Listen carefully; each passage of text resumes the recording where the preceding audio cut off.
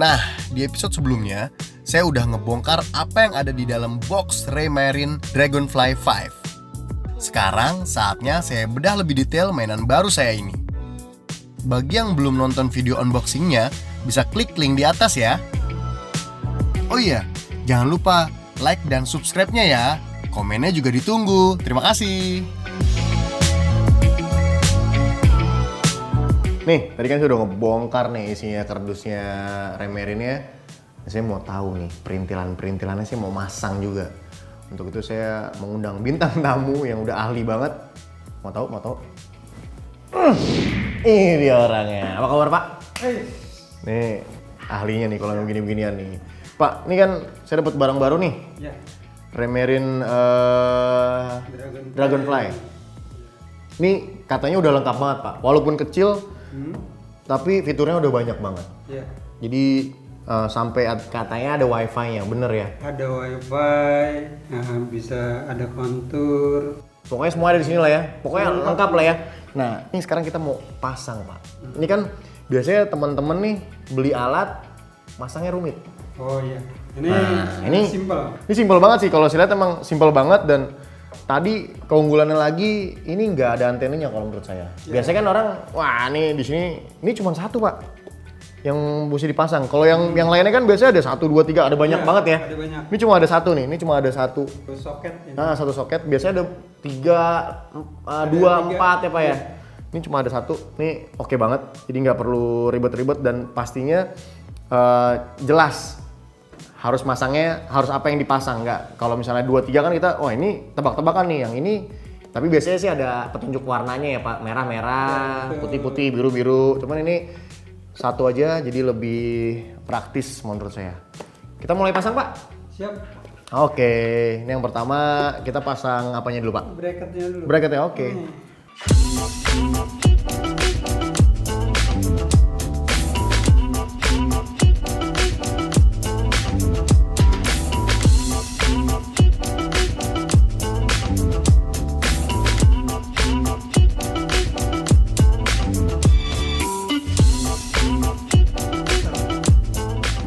Dia bisa 360 derajat.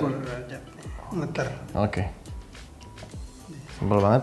Oke, terus Setelah itu kita pasang transdusernya. Nah, ini juga transdusernya ini kecil, Pak ya? Iya. Kecil banget ya. Jadi Transdusernya simpel banget. Terus ada di sini ada bracketnya juga. Iya, pasang. Ini gini ya, bener ya? Oke. Ini sebenarnya fungsinya nih biar kita nggak salah pas naruh di airnya ya, Pak. Jadi ngadepnya tuh biar nggak salah. Kan biasanya si transducer itu bentuknya segitiga ya, Pak ya. Jadi kita naruh si airnya, naruh di dalam air itu nggak terbalik sih.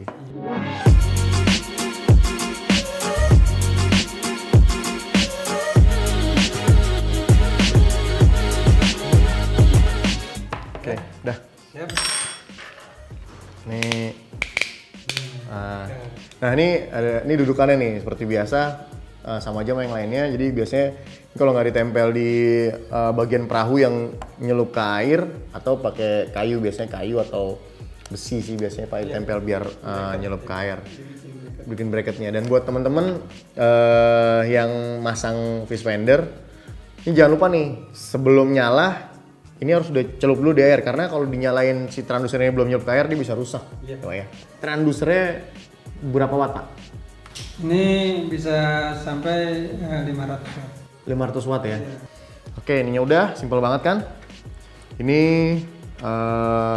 baut-bautnya buat ngikat si ininya. Kalau misalnya di kapal langsung diikat biar nggak goyang-goyang nih kemana-mana. Oke, sekarang saya mau coba nyalain ininya. Saya penasaran sebenarnya dari tadi nyalain ininya. Gimana, Pak?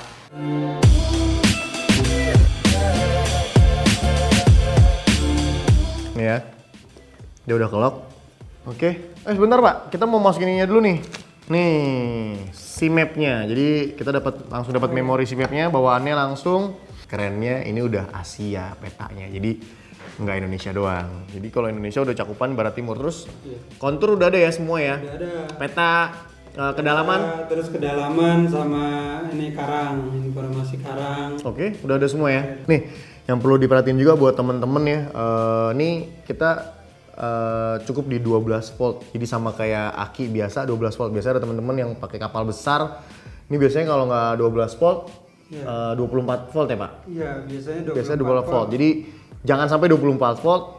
Kita tetap di 12 volt. Karena kalau nggak gitu, si alatnya bisa rusak. Kasihan juga karena kelebihan tegangan ya Pak ya. Oke, ini udah nyala.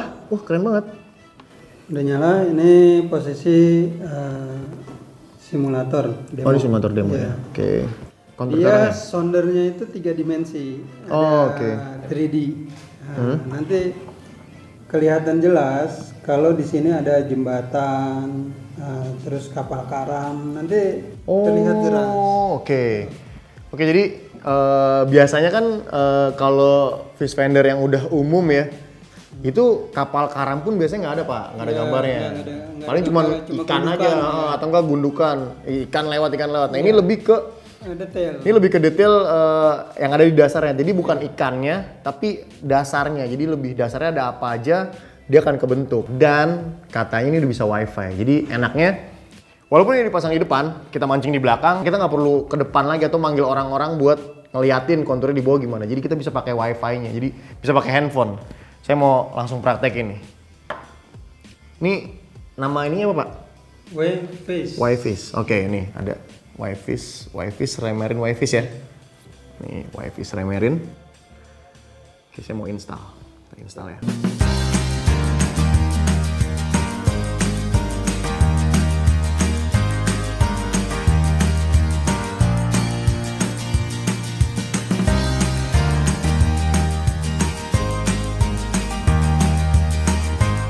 Nih, tadi jadi kita cari nama wifi si unitnya, terus enter passwordnya. Jadi di dalam unit ini ada passwordnya. Jadi kita bisa buka dulu, baru ntar kelihatan passwordnya apa, kita isi di handphone kita.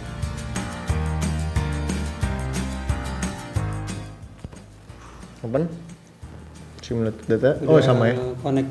Wih. Connect ini sondernya. Oh iya, ini fish findernya nih. Udah connect nih. Jalan nih.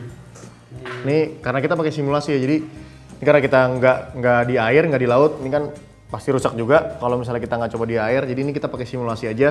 Ini ceritanya saya lagi di tengah laut. Ini jalan nih, si arus ini jalan nih. Ini sondernya nih, ya Pak. Ini gambar dari sana yang atas. Nih yang ini yang di bawahnya yang 3D-nya tadi. Wah ini tradisional ya Pak ya? Iya. Jadi bener-bener lebih ini sih, lebih detail sih kalau saya lihat ini. Saya penasaran sih, sebenarnya saya pengen coba juga, pengen buktiin ke lautnya juga, penasaran banget. Ini juga ternyata kecil-kecil gini, ini udah bisa nyimpen titik spot sampai 5.000 ya Pak? Iya. Jadi bisa poin-poinnya tuh bisa sampai 5.000 karena beberapa yang cuma sampai 1.000, 2.000, dan ini ternyata dengan alat kecil ini kita bisa nyimpan spot sampai 5.000 spot. Keren banget nih. Nih saya mau coba bikin spot nih. Jadi saya mau titikin spot. Di sini ada nggak ya? Oke, saya mau coba bikin nitik di Indonesia, di Kalimantan, bawahnya Kalimantan. Nah, nih di bawahnya Kalimantan. Coba Pak, ada nggak Pak? Bawahnya Kalimantan Pak. Nah, ini nih. Nah, nih. Saya titikin di bawahnya Pulau Kalimantan, sama nih. Ada juga di sini Pulau Kalimantan. Jadi benar-benar udah terkonek, jadi enak banget. Kita nggak perlu bolak-balik lagi ke depan atau bolak-balik lagi ke fish finder. Kita tinggal buka handphone aja, ngeliat struktur karangnya kayak gimana, spotnya udah berapa belum. Jadi kita bisa ngatur dari mana aja di kapal. Enak banget sih, keren banget. Terus kedalamannya juga, dia bisa sampai berapa dalam nih Pak? Mau monitornya? 250 maksimal ya. 250 maksimal ya? Oke, yang 3D? 3D-nya 200. Oh, yang 3D-nya lumayan lah, masih 200. Oke lah, masih kita mau main-main di Bali aja masih oke nih 200. Konturnya masih kelihatan jelas, masih 3D.